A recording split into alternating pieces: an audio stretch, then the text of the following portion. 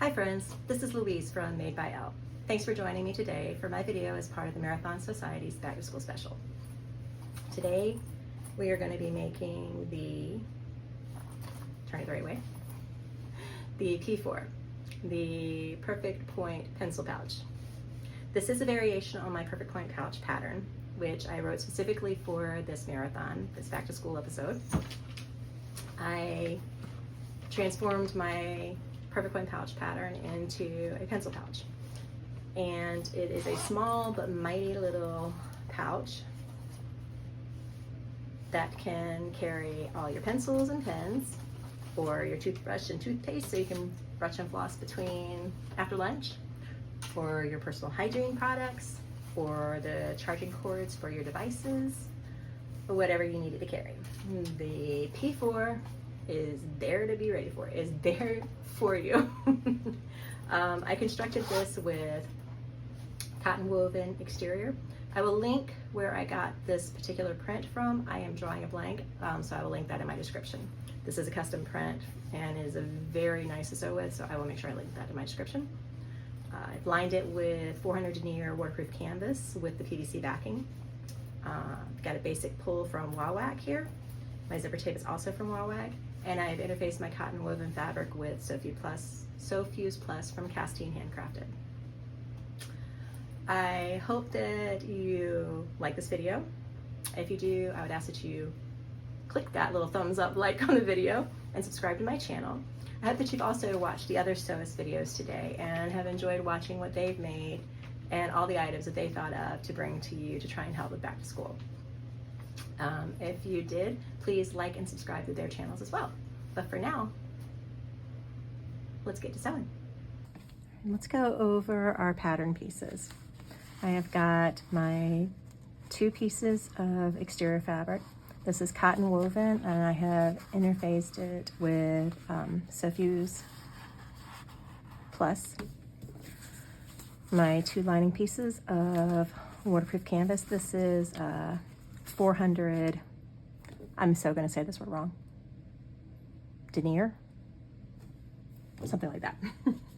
My 2 zipper tabs, my zipper, they're by the yard, trimmed down to the size that I want it to be, my sew-in label for the inside, and my zipper pull, my zipper pull. I'm going to start by putting my zipper pull on.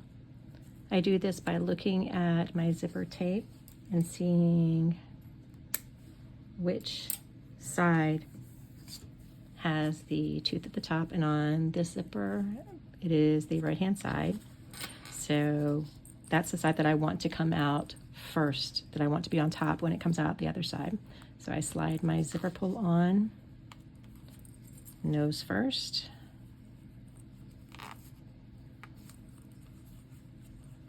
If I can make it work today. Then once this looks level, I push down on the back side, or the back of the zipper. I'm going to slide that on. And again, my right tooth is the top tooth, so I'm good to go. I'm going to attach my zipper tabs. I prefer to lay double-sided tape just to each side of the line I've drawn on the middle. Makes it easier to fold my ends in and have them stay in place while I'm putting my zipper tabs onto my zipper. You do not have to do this. This is simply because I am addicted to double-sided tape, and I am very much so extra.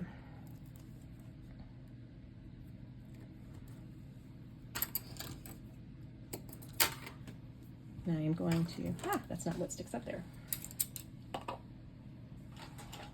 I'm going to break out my super heavy seam roller. I'm gonna fold these in half.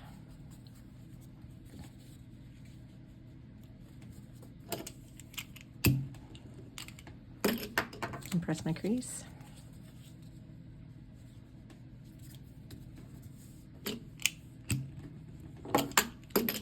These are interfaced as well, so that's part of the reason that I do go ahead and place tape.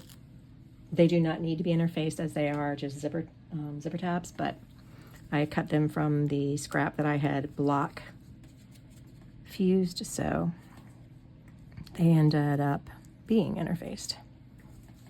And you'll notice I am folding to just shy of my line. That's because when it goes over the zipper, it's gonna, over the zipper and the zipper teeth, it's going to be not perfectly flat. So that gives it a little bit of room to go over there and still fit smoothly. So I'm going to do that to the other one as well. And then I'm going to lay tape on both sides of my zipper to put this on with, and I will be right back. All right. Now what I'm going to do is I've got tape on the top and bottom, on the front and back of my zipper. I'm going to peel the backing, and then I'm going to center my zipper inside of my tab. My tab is a little bit oversized. That's on purpose. I'll trim it down after I get everything placed like I want it. There's that.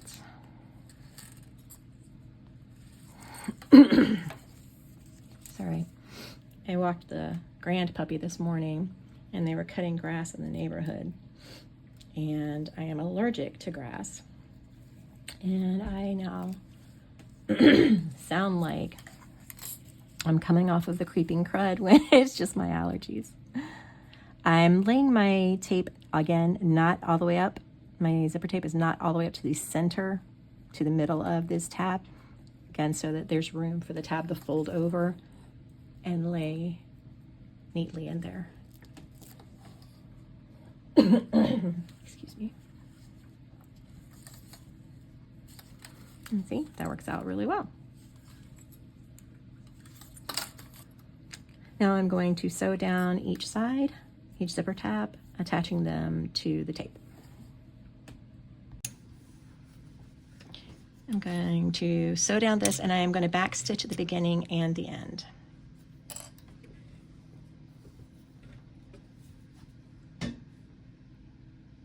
I have decreased my stitch length to 3 millimeters. That's the smallest that my machine goes to.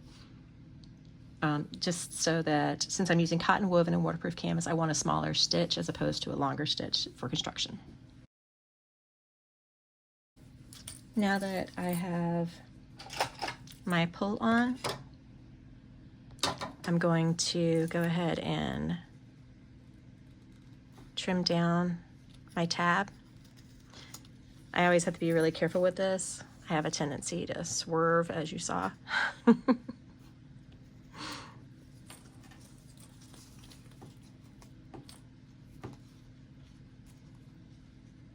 To not cut my zipper tape.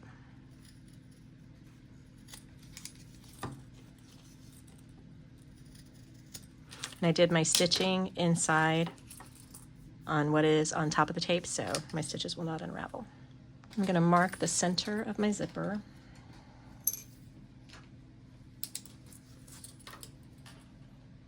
Top and bottom.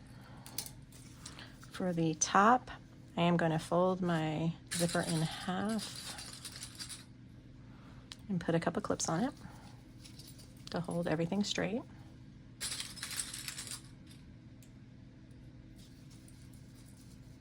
Press it flat, and then I'm old school and I use chalkboard chalk because it comes off really easy, but will stay on long enough for me to be able to place my zipper. And then for the bottom, I'm going to use a regular mechanical pencil to make a line for that.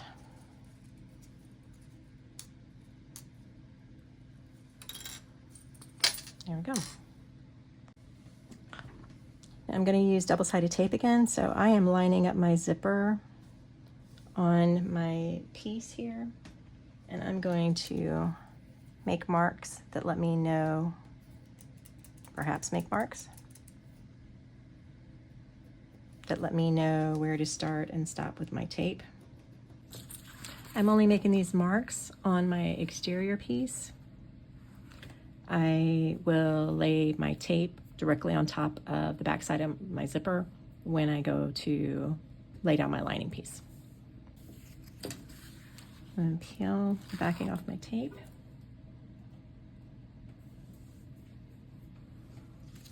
I want my my pouch to open from the left to the right, so the nose of my zipper pull is facing the left. I'm going to turn it wrong side down. I'm sorry, right side down, wrong side up. So the right side of my front panel and my zipper are together. I am going to align the centers using the mark on the notch I made in, can you see it? There it is. Notch I made in my panel and the mark I made on my zipper. One day I will learn not to try to talk as I am doing anything, not this, just anything, because I don't have the ability to do two things at once.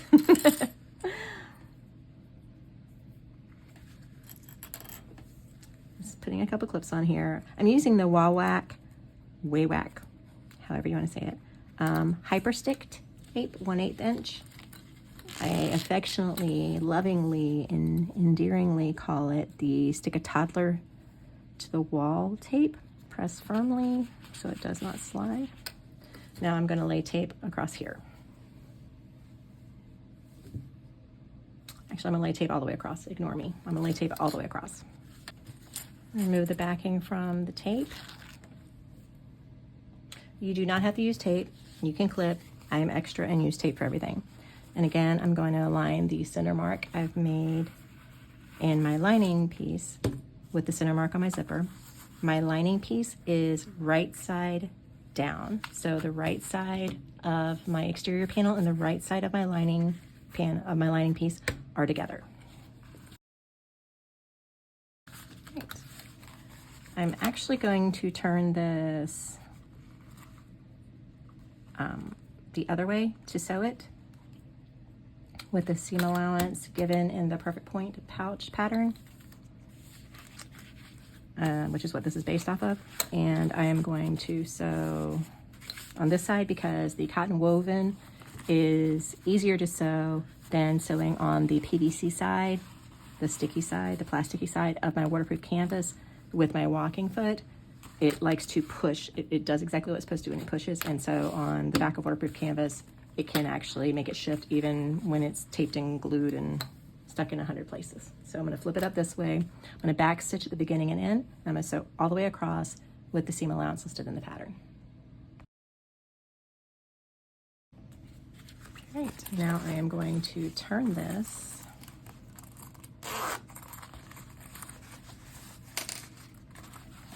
back right side out.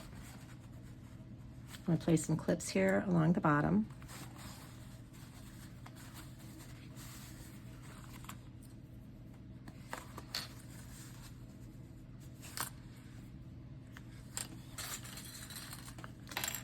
And a clip here at each side. I'm reaching in and I'm pushing up fully on my seam there to get that as smooth as possible and as tight as possible. And I'm just sliding my clip down a little bit. Same thing on the other side.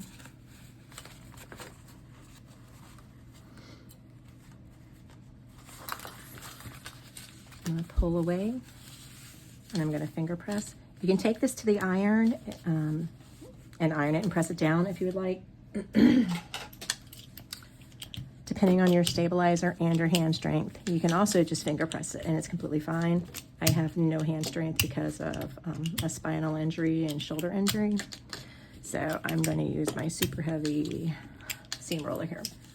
Now I am not going to top stitch at this point, but I want this to be held down. So I'm going to leave this like this and go ahead and work on the other side. I'm going to do the exact same thing on the other side of the zipper that I did on this one. So I am going to lay tape between my two lines and place my zipper right side down on top of my exterior panel, and then I'm going to tape and lay down my other lining piece right side down, so the two right sides of the lining pieces will be together, and the right side of the lining piece that we're attaching and the exterior panel that we are attaching will be together, and then sew across this again with the seam allowance listed in the pattern.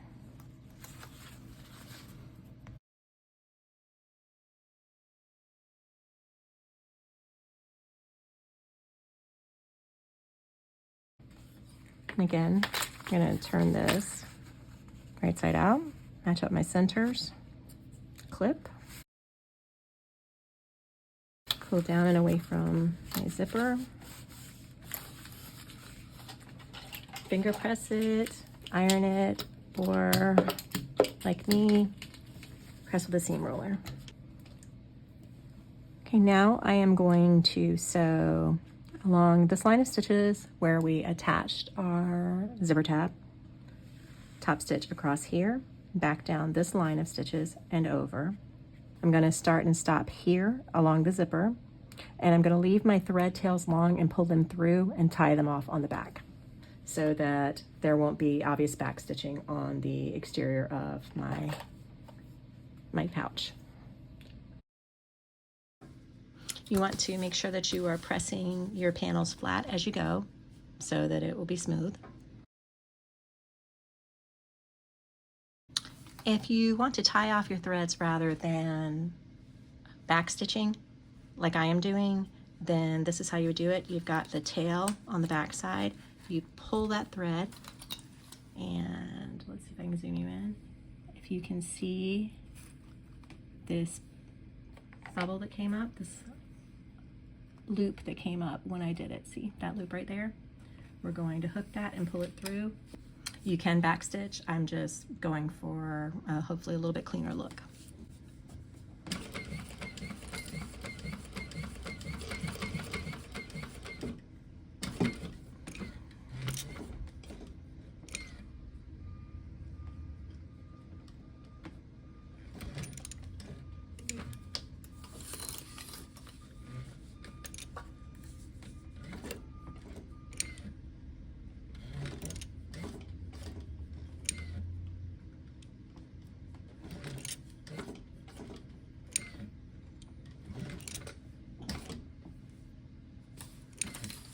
Again, pull my tails long.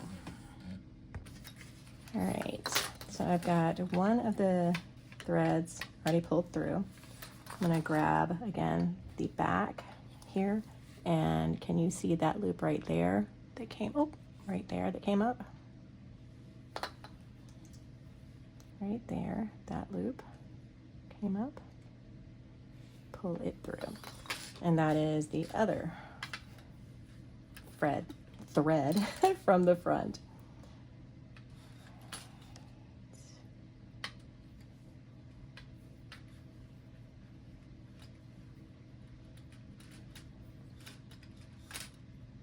I like to do double loops when I'm tying, so I go cross over one time, wrap it through, then wrap through a second time on my very first knot, because it helps the thread stay held down as opposed to them coming loose like they normally do when we're trying to tie them off.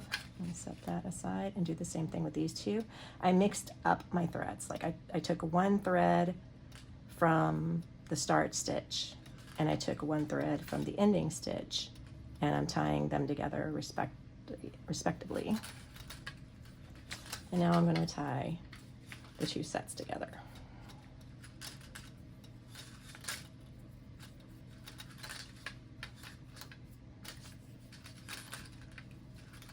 Pull it snug.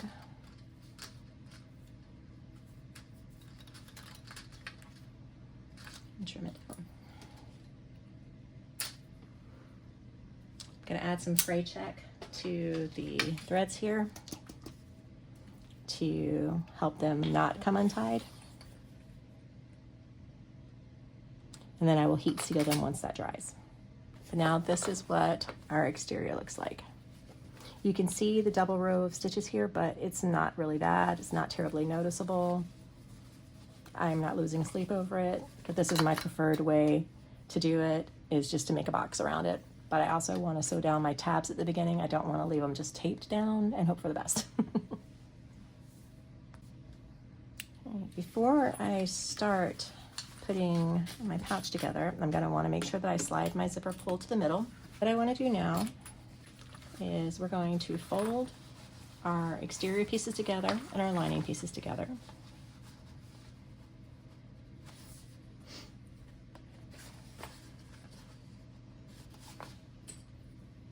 And clip all the way around. When we get to this part here where we have our zipper, we want to fold that towards the lining piece and press these pieces, our seam allowances, up towards the exterior piece. So the tabs are going towards the lining. Our seam allowance here is going towards the exterior. And then we're aligning these two seams here, aligning the seams there. And we want to clip that area specifically so that we keep those held together when we're sewing there. And then we're just going to clip all the way around, and we're going to leave an opening at the bottom here, I'd say about 4 inches wide, to turn this through.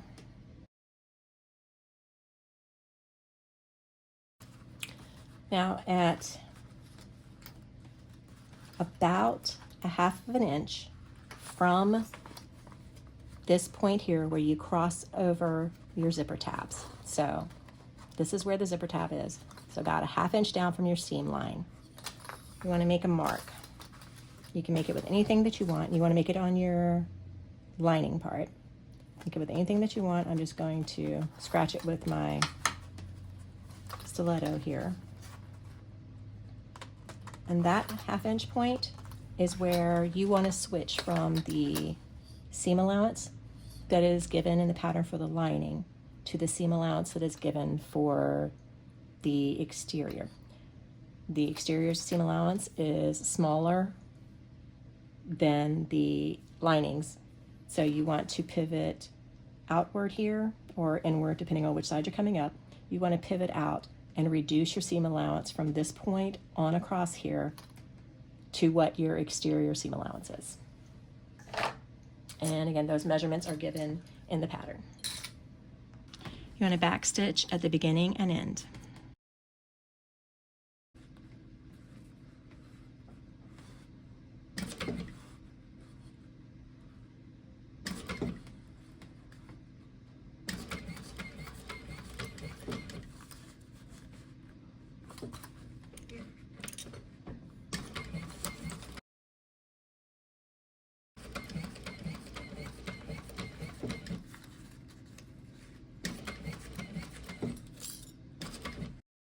Before I box my corners, I'm going to go ahead and turn my pouch out and make sure that my seam allowance here is sufficient. Depending on your material, if you have a thicker vinyl, you will need to use a smaller seam allowance than when using cotton woven, say. If you're using vinyl, period, then you will need to use a smaller seam allowance than if you are using cotton woven. The exception to that is if you are using like clear vinyl or only one layer of vinyl and you're not lining your pouch, then your seam allowance would simply remain the same and you would be fine. But I'm going to go ahead and turn this out so that I can make sure that the seam allowance that I've gotten across here is enough that I don't have the little point dimples, the little butts dimples there at my zipper tabs. And this would be why I love Sewfuse so much. I've just had this balled up and it's not wrinkly, and I just love Sewfuse for that. All right, that looks pretty good. All right, we'll flip it back out, and so we'll continue on. Right now I'm gonna box my corners. So I'm going to reach in through here and pull out. I want to butterfly my seams. That will help with when we turn the bag, closing up the turning opening as well, because it'll already be folded open around it. For the exterior part, I'm less worried about it. I'm just going to go ahead and actually, yeah, I'm just going to nest those. But I do want to make sure that I line up my seams before I do it. We are going to sew across this with the seam allowance listed in the pattern. Again, the exterior seam allowance is smaller than the lining seam allowance. So make sure that when you box your corners, you use the correct seam allowance for the piece you're sewing. Backstitch the beginning and end.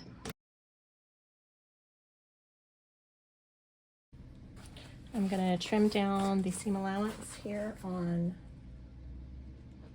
my lining pieces. And now we're going to turn it back out. Again, pushing out my corners as I go. I'm going to get my pokey outie tool. So this is what we're looking at so far. Pretty cute. A little basic. I just need to close up the turning opening. Okay, I'm going to pull my lining back out.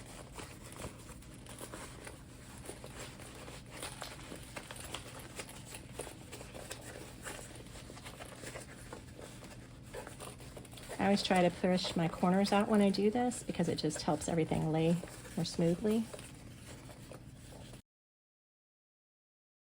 I'm just going to sew. Oh, here she comes. Hello.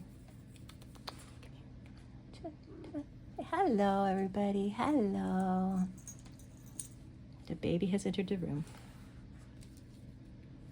I'm going to sew from here to here. It is not a feeding time, kiddo. Back stitching at the beginning and end. Okay. Thank you, ma'am. Again, back stitch at the beginning and end. This is what our lining looks like now, closed up. Push it back down inside of here one more time. If my pouch is wrinkled at this point, it's honestly earned the right because it's been flipped 3 times now, so. Push these down into the corners.